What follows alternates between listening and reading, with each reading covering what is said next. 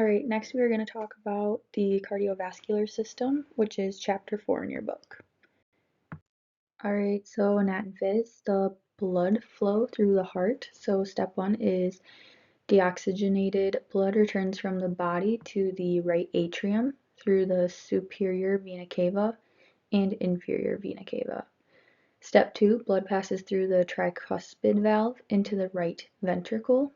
Step 3, the right ventricle pumps blood into the lungs through the pulmonary valve, the pulmonary arteries, and in the lungs there is gas exchange that occurs. Step 4, the oxygenated blood returns to the left atrium through the pulmonary veins. Step 5, blood passes through the mitral valve into the left ventricle. Step 6, the left ventricle pumps oxygenated blood into the aorta for systemic circulation. And then there are just some must-knows at the bottom in the notes. The right atrium receives deoxygenated blood. The pulmonary arteries carry blood to the lungs. Pulmonary veins carry oxygenated blood to the heart. The left ventricle pumps blood to the body. The myocardium is a muscular pumping layer. Systole is the heart contracting. The mitral valve is the left AV valve, and the tricuspid valve is the right AV valve. An AP or PA projection of the chest shows a cardiac silhouette with 2/3 of the heart lying to the left of the midline. The right side is composed mainly of the right atrium, and the left side is composed mainly of the left ventricle.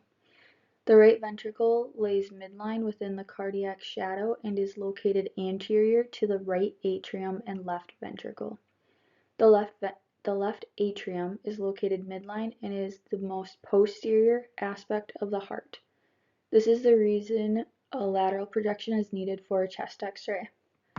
The right ventricle and left atrium are better demonstrated. On the lateral, the right atrium ventricle takes up the majority of the anterior portion of the cardiac silhouette, and the left atrium and left ventricle make up the posterior portion of the cardiac shadow. So I'm going to give you a quick overview of how to read an electrocardiograph or an ECG, since it is referred quite a bit in this chapter. When the heart contracts, it's referred to as systole, and when it relaxes, that's when it enters diastole. The sinoatrial or SA node is the pacemaker of the heart, and electrical current is sent through the heart and results in a heartbeat. An ECG monitors that electrical activity. The elements in an ECG are the P wave, PR interval, QRS complex, T wave, and QT duration. So the P wave demos the spread of electrical impulse from the atria. The PR interval is the amount of time required for the electrical impulse to travel from the SA node to the ventricle muscle fibers. The QRS complex is the spread of the electrical impulse through the ventricles. The T wave is the period where ventricles recover from the electrical impulse, and the QT duration is the total time from ventricular depolarization to ventricular repolarization. Arteries are blood vessels that carry blood away from the heart and are generally named for their location or the organ they supply. Veins are blood vessels that carry blood to the heart. Capillaries are microscopic vessels that connect arteries and veins. They are responsible for the exchange of substances necessary for nutrient and waste transport. Chest radiography provides information about heart shape and size. Chest radiography is also excellent for demonstrating the great vessels and vascular changes within the lung fields. Radiographers do need to be aware that many factors may affect the cardiac image. Factors that the X-ray tech can control include patient posture, degree of inspiration, correct positioning, geometric factors, and exposure technique selection. When possible, chest x-rays should be taken with the patient in the erect position. If a patient is semi-recumbent or recumbent, the heart appears to be enlarged because abdominal organs push the diaphragm and the heart superiorly into the thoracic cavity. It is important to identify cases in which the patient is not able to assume the erect position to aid the physician in diagnosis and interpretation. Chest x-rays obtained without a good inspiration can also distort the heart shape and size. Keep in mind that at least 10 posterior ribs should be visible within the lung fields on a chest radiograph taken with good inspiration. The sternoclavicular joints should be an equal distance from the spine, and the scapula should be rolled laterally out of the lung fields on a well-positioned PA chest radiograph. To position a patient for a lateral chest radiograph, the arms and shoulders should be placed above the patient's head to ensure that they are superior to the apices. With these positioning factors in mind, what are your thoughts on this image here? Geometric factors affecting heart shape and size include source to image receptor distance, or SID, and OID. Remember that your SID has an effect on the magnification of your images. A 72-inch SID is used to decrease the magnification of the heart. If this is not, the difference should be noted to the radiologist so they can make a proper diagnosis. A PA projection is preferable because it places the heart closer to the detector, thus decreases the magnification of the cardiac silhouette and allowing for the smallest OID. A third geometric factor that is frequently overlooked is the anode heel effect. Radiographers can use this phenomenon to their advantage by placing the anode over the apical region and the cathode towards the base of the lungs when possible, thus distributing the radiographic density more evenly throughout the chest X-ray. Adequate penetration of the mediastinal structure is also critical in chest radiography and requires the use of a relatively high kilovoltage. A minimum of 100 kVp should be used. Vascular markings within the chest help the physician assess ventricular function. With all of these factors that are in our control as the technologist, there are some factors that are not. That would be a patient's body habitus, bony thorax, abnormalities, and pathological conditions. CT is a non-invasive modality used to assess cardiac and vascular disease.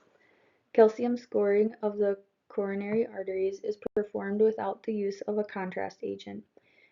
It evaluates the amount of calcium or hard plaques present in the coronary arteries.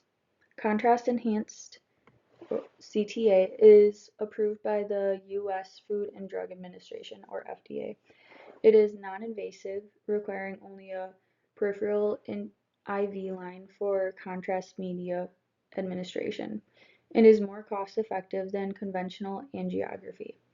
In combination with 3D reconstruction, it is used to image vascular structures for organ donors, diagnose pulmonary embolisms, evaluate vascular stenosis and peripheral vascular disease, and image abdominal aortic aneurysms. CTA helps the surgeon determine the necessary stent type and size in the pre-surgical planning of the abdominal aortic aneurysms and during post-surgical evaluation to assess the stent's effectiveness. Angiography is a procedure commonly performed to evaluate cardiovascular disease. It may be performed for diagnostic purposes or for therapeutic reasons. Angiography procedures do compete with less invasive procedures like MRAs and CTAs. Cardiac catheterization is an invasive procedure specific to the heart and the great vessels. It is performed in person with CAD, conduction disturbances, or congenital heart disease and provides information about heart and vessel anatomy. Intracardiac and arterial pressures are measured as the catheter passes through the various areas of the heart. This provides information about the function of the cardiac valves. Angiocardiography is performed by injecting the contrast material into the left ventricle of the heart and/or coronary arteries and obtaining cine images of the heart and great vessels in motion. Angiography procedures that are therapeutic are still steadily used and increasing. Procedures include the percutaneous transluminal coronary angioplasty or PTCA, and that involves a stent, thrombolysis, and embolization. Transjugular intrahepatic portosystemic stent or TIPS, percutaneous transluminal angioplasty or PTA, and permanent catheterization. Now we are going to talk about congenital and hereditary diseases. So hypertension is currently the most common primary diagnosis in the United States. It is defined as a consistent and sustained elevation of arterial blood pressure as measured by systolic blood pressure of 130 or higher, a diastolic blood pressure of 80 or higher. It is a complex disorder that affects the entire cardiovascular system and results from increases in cardiac output and peripheral resistance due to blood viscosity or vasoconstriction. The prevalence of hypertension varies by age, but tends to be more common in African Americans than white people and people with diabetes mellitus, regardless of age. A genetic component plays a role of the development of hypertension, as well as environmental factors like diet, exercise, and smoking. Most clinical signs and symptoms of hypertension are complications of the effect of this disorder on various target organs, such as the heart, kidneys, central nervous system, and eyes. Diagnosis is made by a minimum of 2 high blood pressure readings obtained on 2 separate occasions, averaging 2 readings at each visit at least 2 minutes apart. Treatment includes a change in diet, an increase in exercise, and less smoking, as well as targeted medications. Pulmonary hypertension is usually associated with left side heart disease or hypoxia, associated with pulmonary disorders like COPD. It is defined as a mean pulmonary blood pressure of greater than 25 at rest. It is often not diagnosed until it is quite severe because symptoms may be attributed to the underlying pulmonary or cardiac disease causing the increase in blood pressure. Chest radiography is very helpful in the diagnosis, as an enlarged right heart border and enlarged pulmonary vessels may be well visualized. Echocardiography is also useful in demonstrating right ventricular hypertrophy associated with pulmonary hypertension. Treatment includes oxygen therapy, diuretics, and anticoagulant drugs. When medical therapies fail, a lung transplant may be a viable option. Congestive heart failure, or CHF, occurs when the ventricles of the heart are unable to propel blood at a sufficient rate and volume. This results in congestion of the circulatory subsystems and does not allow a sufficient supply of blood to reach the tissues of the body. CHF may be caused by hypertension, or it may result from other disease processes that overburden the heart. With congestive heart failure, one side of the heart can be initially affected. However, if the condition is not treated, the strain on the heart will eventually affect the entire organ. The diagnosis may be made based on the clinical findings such as exertional dyspnea, fatigue, tachycardia, and pulmonary crackles. Chest X-ray, ECG, echocardiography, radionuclide imaging, and cardiac MRI are helpful in assessing cardiac function to confirm the diagnosis. The treatment of CHF depends on the cause and severity of the disease. Treatments may include lifestyle changes, diuretic medications, ACE inhibitors, or beta blocker medications. Device therapy such as implantable cardioverter defibrillators, mechanical circulatory support, or cardiac resynchronization. Surgical intervention may be necessary when underlying disorders such as valvular disease are present, and heart transplantation may be considered in people under 70 years of age. An aneurysm is a ballooning or outpouching of a vessel. It results when the vessel wall has been weakened by atherosclerotic disease, trauma, infection, or congenital defects. Aneurysms are usually classified as saccular, fusiform, or dissecting. A saccular aneurysm is a localized bulge involving one side of the arterial wall. It usually occurs in a cerebral artery. If this bulging includes the entire circumference of the vessel wall, it is termed as a fusiform aneurysm. This type is often found in the distal abdominal aorta. A dissecting aneurysm results when the intima tears and allows blood to flow within the vessel wall, thus forming an intramural hematoma. Symptoms of a dissecting aneurysm often mimic those of a heart attack. Although an aneurysm may occur anywhere in the aorta, the majority occur in the abdominal aorta, with 90% of those occurring below the level of the renal arteries. Abdominal aortic aneurysm, or triple A's, may cause pain or the person to remain symptom-free. Conventional radiographs really offer no value to this pathology. A cross-table lateral abdomen radiograph could show an enlarged aorta with calcifications. Diagnostic medical sonography, MRI, and CT are fairly non-invasive and are of value in determining the size and extent of the aneurysm. Aortography is an invasive procedure that also helps outline the aneurysm, especially in the case in which the aneurysm extends above the renal arteries. Surgical repair is necessary for AAAs larger than 6 centimeters in diameter. The aneurysm is removed and the section of the vessel is replaced with a synthetic graft. Abdominal aortogram from a 53-year-old man demonstrating a saccular abdominal aneurysm and bilateral areas of stenosis at the bifurcation of the aorta into the common iliac arteries is the image provided.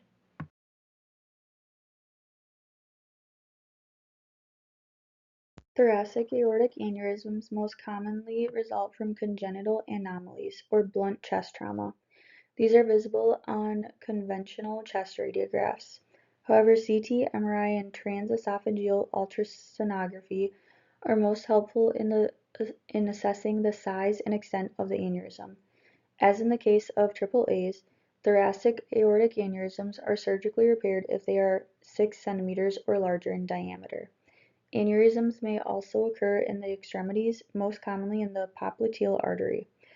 These often are bilateral and occur in conjunction with an abdominal aortic aneurysm.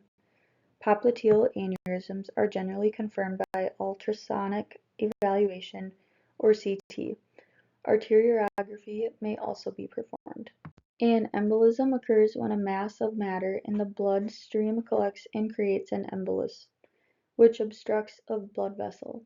Emboli may be comprised of clotted blood known as thrombos or any other foreign material with the blood such as an air bubble, fat, bacteria, or amniotic fluid.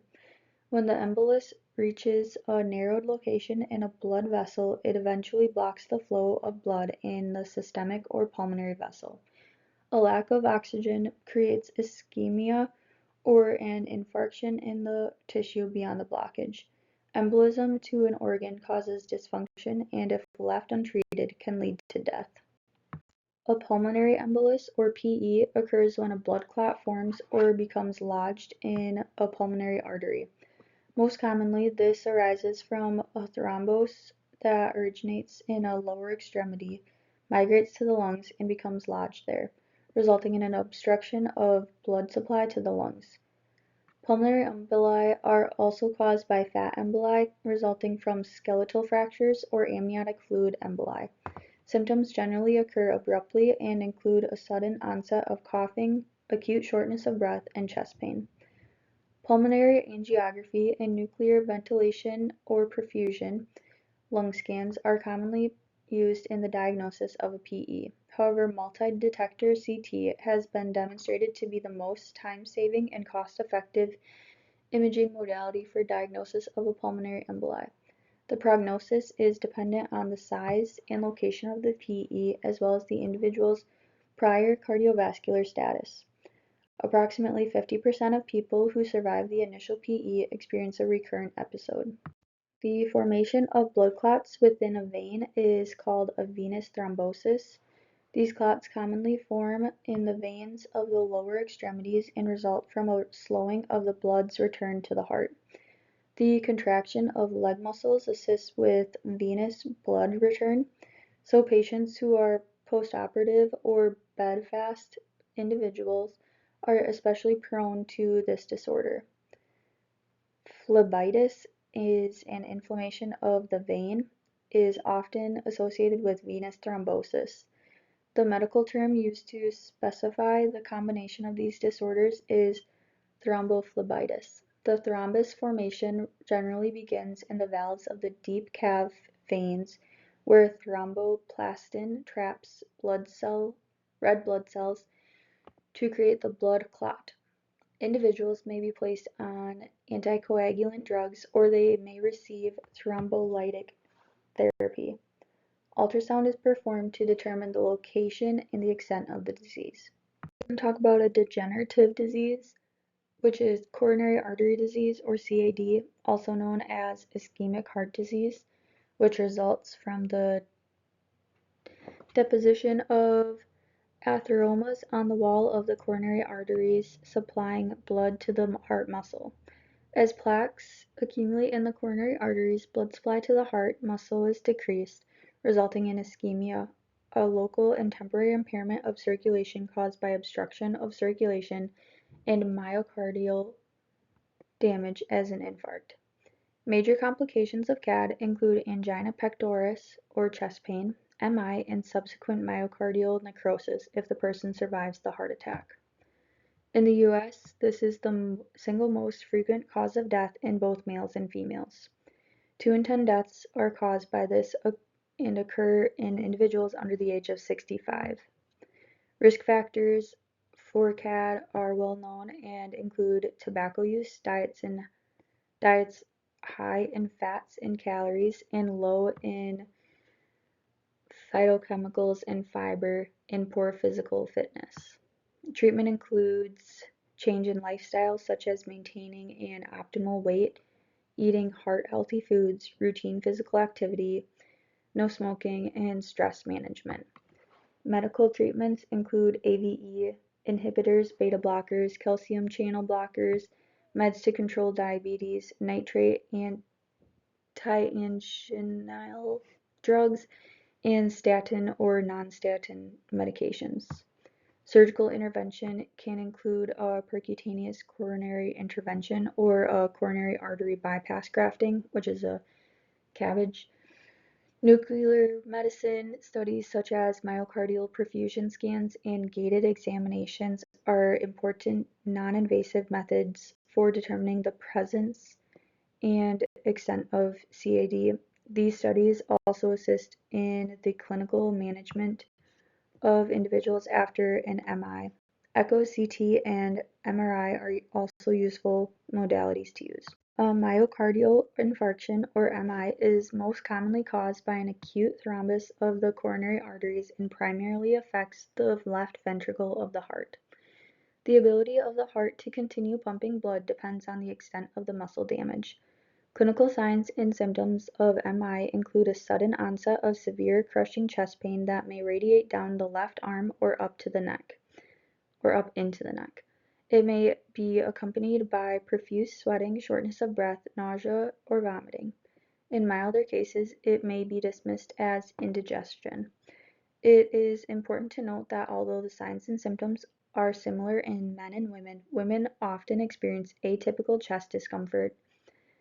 Immediate medical attention is critical to the survival of individuals experiencing an MI. Cardiac angiography plays a major role in the diagnosis of stenotic or occluded heart vessels. A PTCA with a stent placement is routinely performed on open stenotic vessels and is quite effective.